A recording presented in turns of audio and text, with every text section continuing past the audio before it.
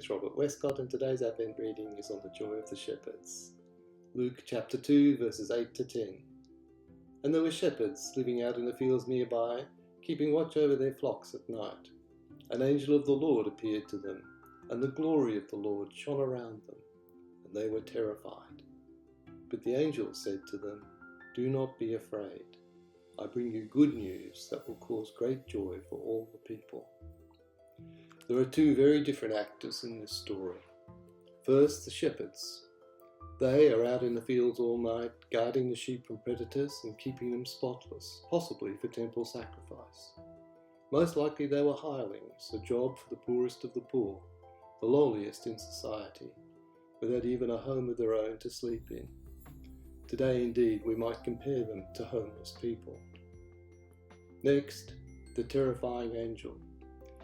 Real spiritual experiences bursting through into our lives from the other side are absolutely terrifying. You are vulnerable, you are not in control, you have no idea what is happening or what is going to happen to you. When angels appeared to Zachariah and to Mary, they too were terrified.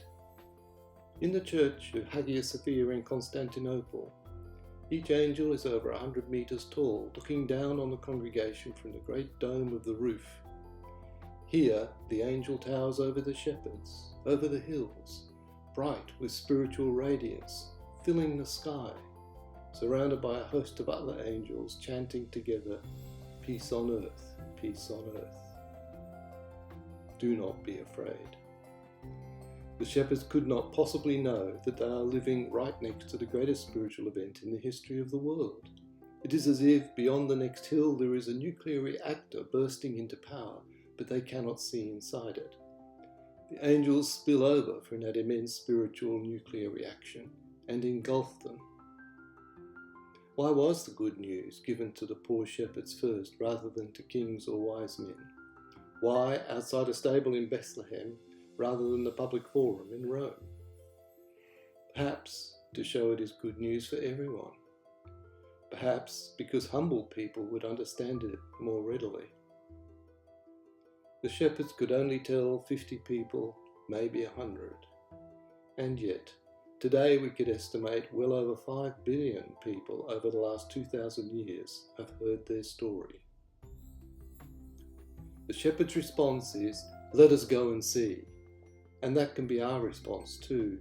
The nuclear reactor is still right next to us in the spiritual realms, driving the course of history, even though we don't see into it any more than the shepherds could see into it on that night. So let us go and see.